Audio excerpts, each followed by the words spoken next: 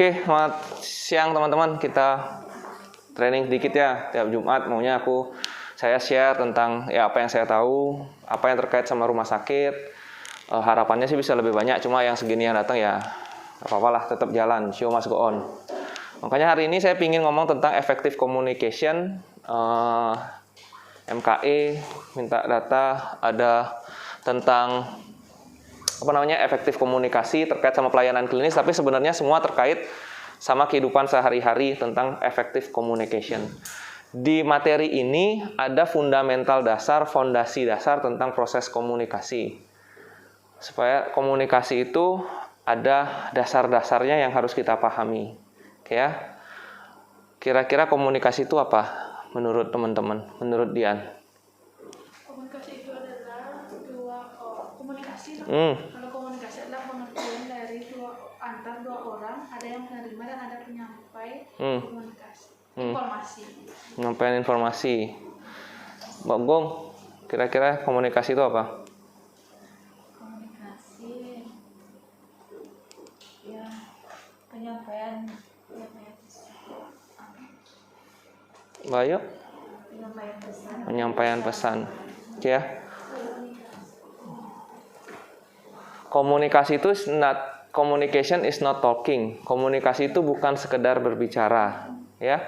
Komunikasi adalah delivering message, menyampaikan pesan.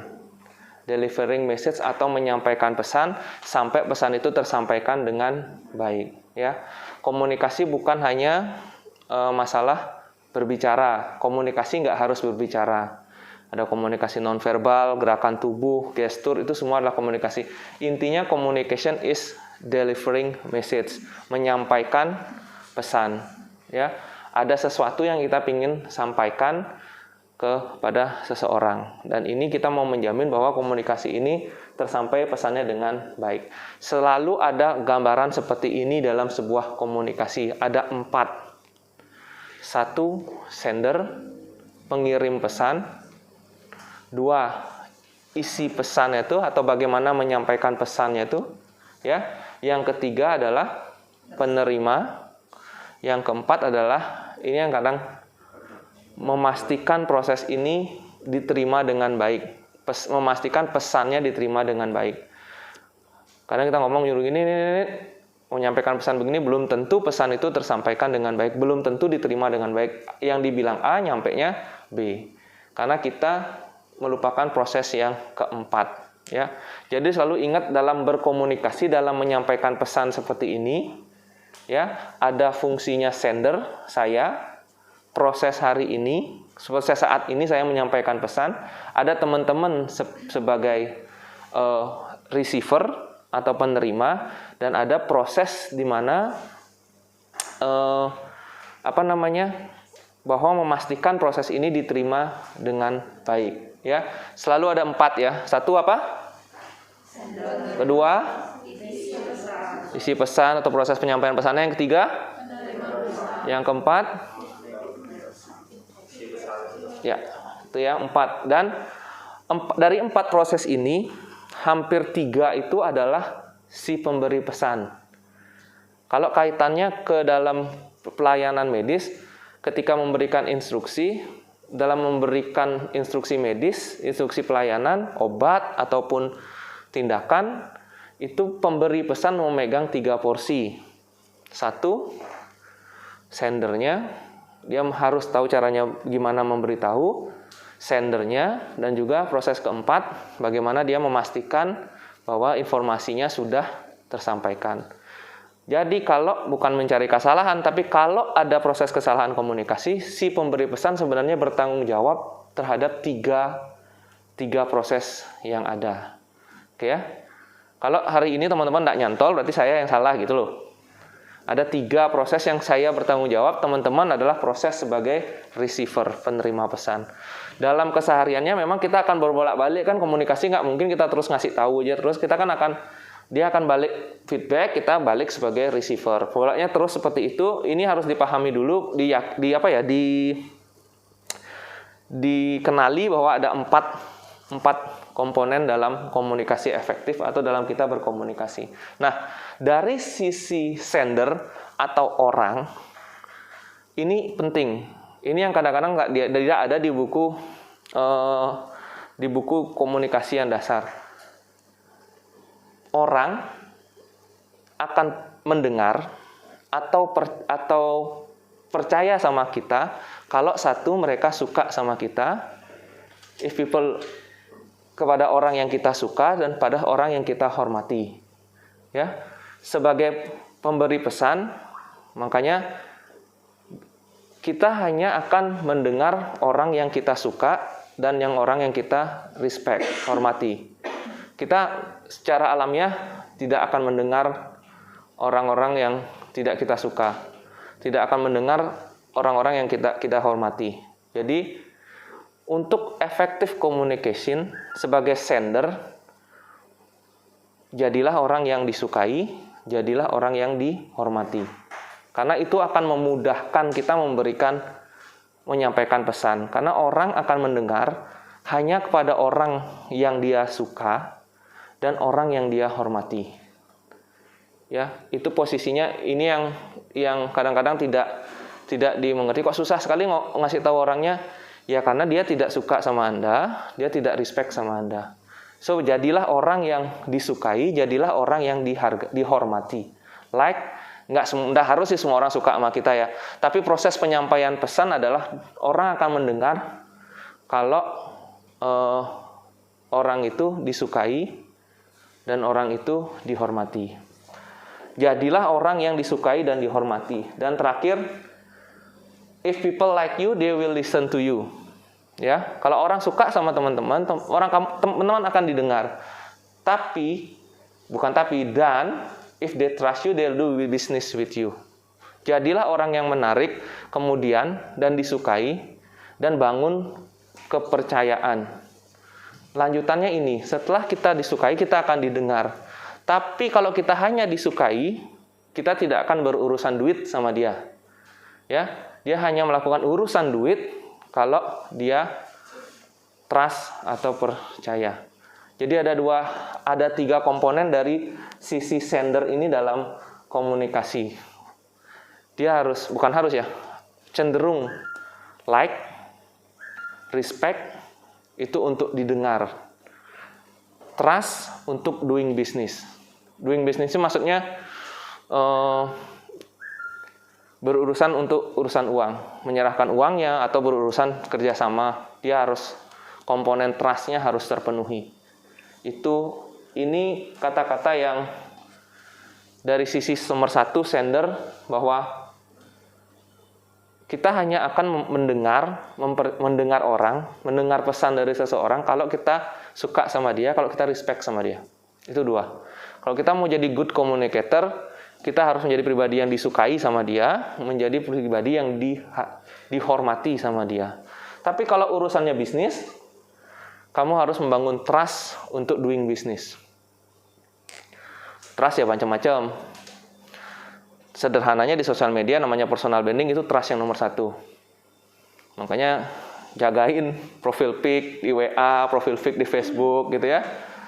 Bayangin kalau ada profil pic, misalnya profile pic-nya ada dokter siapa gitu misalnya kan, baru di pasiennya kan ada di billingnya, namanya di search di media sosial, ternyata gambarnya aneh-aneh, kan itu akan sangat, trust-nya akan lowering the trust. Makanya bangun personal branding di sosial media itu untuk membangun trust, karena they have to like you, to listen to you, and they will do business with you if they trust you. Nah, message yang kedua, pesannya. Pesannya itu harus seperti apa? Di sini ada komponen 3C. Apa aja tuh? Ari? 1, pesannya harus 3C. 1 yang kanan ini dulu. Clear. Cukup jelas ya. Jangan bingung kita menyampaikannya. 1, cukup jelas. C yang kedua. Ngapain aku bawa papan? Terus yang kedua, concise itu maksudnya apa? Dian? 3, konsisten. Yang kedua, concise. Concise itu ringkas, jelas, sederhana. Ya. Sederhana, clear, jelas message-nya apa, concise, ringkas. Yang ketiga, konsisten, tidak berubah. Baru bahwa media kita melakukan komunikasi, menyampaikan pesan ya.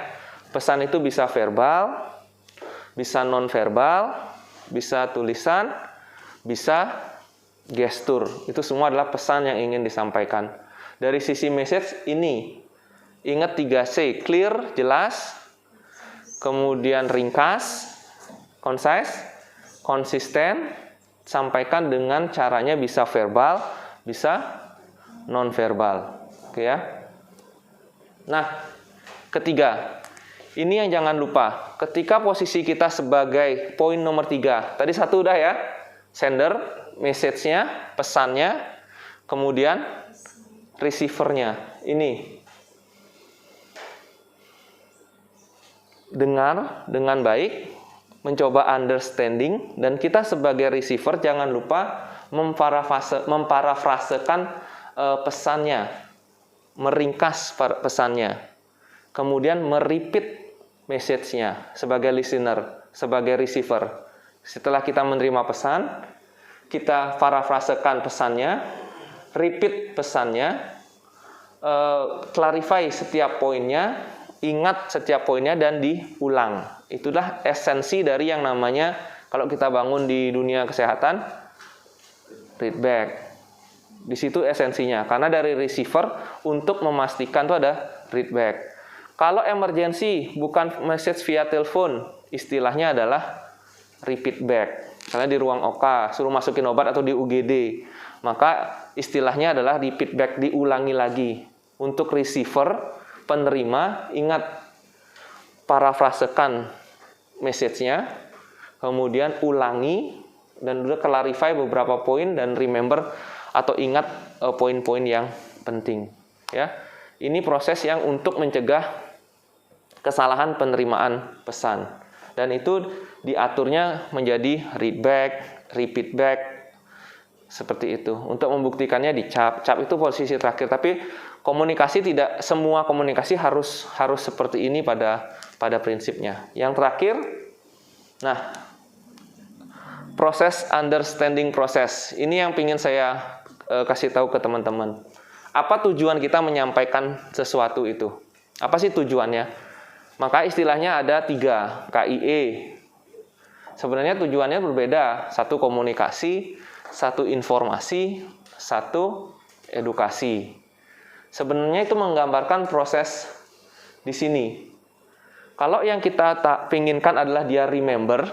Sekarang ini pertanyaannya, apa yang ingin kita achieve? Kalau satu yang pernah kita sampaikan atau pembina ingin dia adalah ingat, berarti kita cukup menginformasikan. Sebagai sender, ini receiver gitu ya. Kalau kita mau receivernya ingat, ya informasikan. Kalau kita pengen receivernya understand, mengerti, maka harus dijelaskan. Ya, kalau cuma inform, kasih tahu besok rapat ataupun ini. Kalau untuk dia understand, mengerti, berarti kita harus dijelaskan, explain satu-satu. Ya, kalau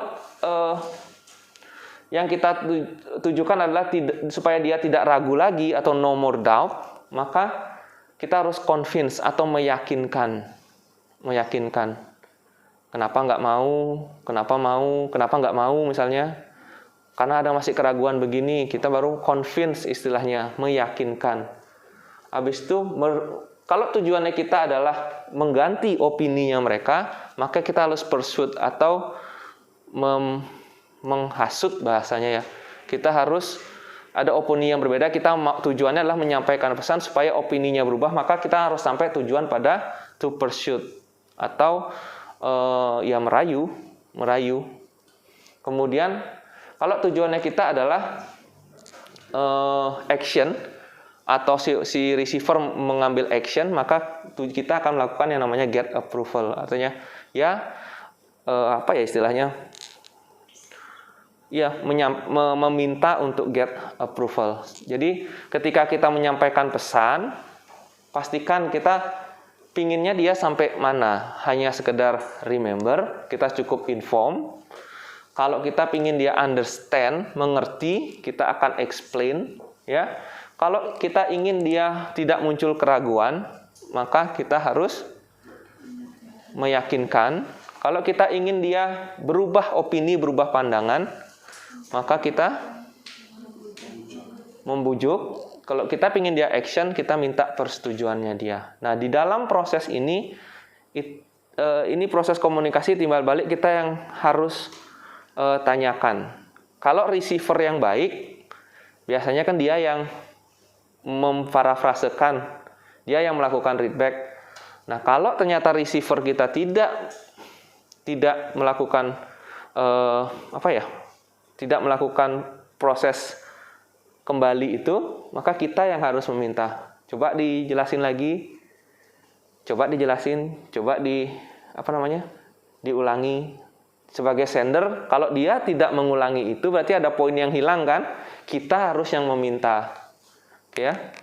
Coba diulangi, kalau sudah benar baru benar. Oh iya, baru dilepas orangnya karena takutnya pesannya salah nyampainya. Oke ya? Ini adalah beberapa yang sederhana aja yang pingin dasar komunikasi ya pasti akan seperti itu. Oke ya? Ada 2 orang. Komunikasi tadi apa? Penyampaian pesan, delivering message dari satu orang ke orang yang lain. Komunikasi adalah penyampaian pesan. Ada sesuatu yang ingin kita sampaikan. Ini komponen-komponennya ya. 1 ada komponen sender, pemberi. Ingat konsepnya. Orang akan dengerin kita kalau mereka hanya kalau kita disukai dan dihormati.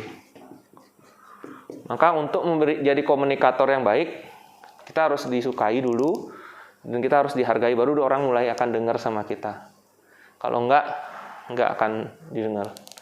Ya. Kalau terkait nama doing business, ingat ada 3 komponen. Trust itu pakai H enggak sih? Trust. Jadilah personal yang like, yang disukai, yang di-respect, dan juga dipercaya. Respectful, trustable, dan juga menarik. Orang yang seperti ini yang lebih gampang mempengaruhi orang lain karena mereka didengar pesannya. Ya. Yang kedua komponennya, message-nya, pesannya. Pastikan 3C. Matiin aja. Hah? Matiin aja. Siloam tuh.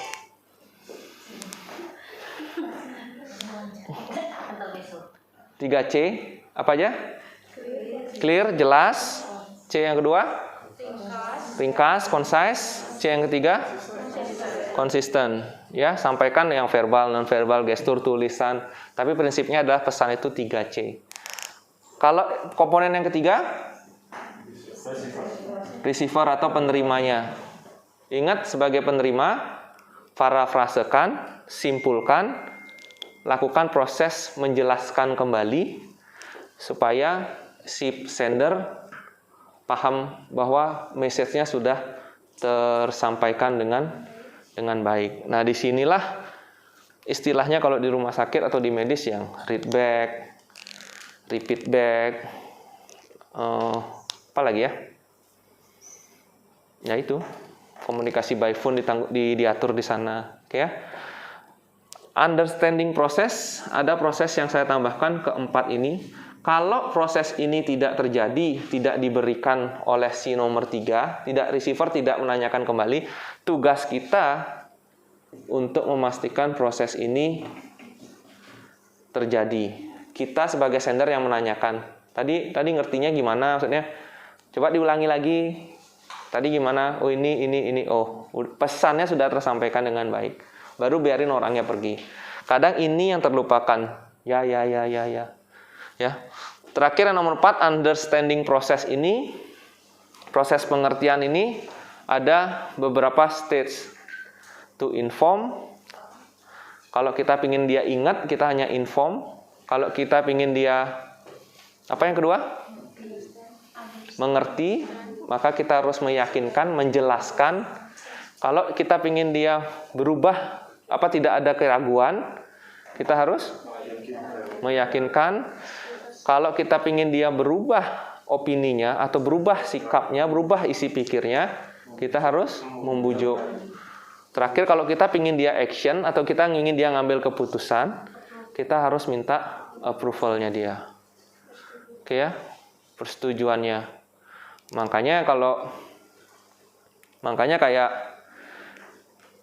Makanya saya lebih memilih dari proses itu, kalau ada program apa, saya lebih memilih untuk ngajak orangnya duduk, saya jelaskan maksudnya apa, tujuannya apa, menjelaskan, kemudian minta approval-nya dia, daripada langsung suruh-suruh aja.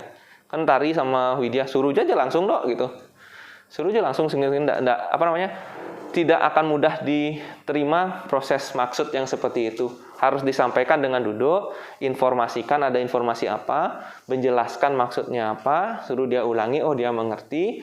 Kalau dia ada action apa yang kita butuh, baru kita minta persetujuannya. Bisa? Oh bisa. Baru dia akan action untuk melakukan itu gitu.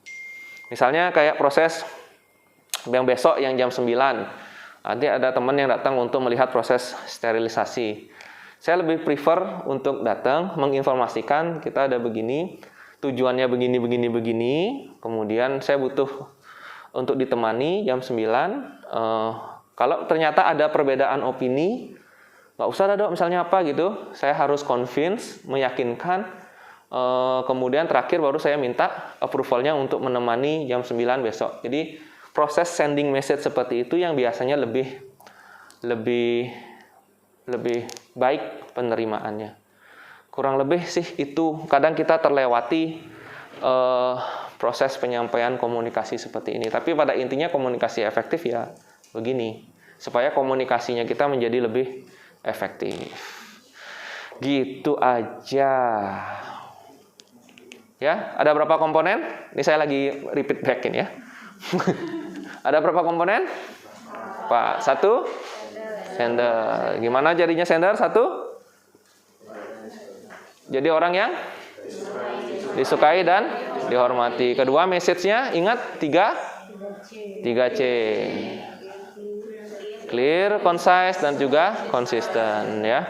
Yang jadi receiver, poinnya apa kalau jadi receiver? Dengerin yang baik, understanding, kemudian diulangi. Yang keempat, ingat tahapan-tahapan proses itu.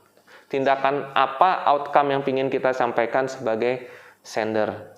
Ya, hanya inform, explain supaya dia mengerti, atau dia tidak ada muncul keraguan, merubah pemikirannya dia, atau ingin dia supaya bergerak. Itu. Oke ya. Itu aja sih yang ingin saya sampaikan. Ada pertanyaan mungkin? Nah ya, ini idealnya seperti itu untuk melakukan proses komunikasi. Oke, itu aja. Thank you waktunya. Sudah hari Jumat, happy weekend. Senin kita closingan.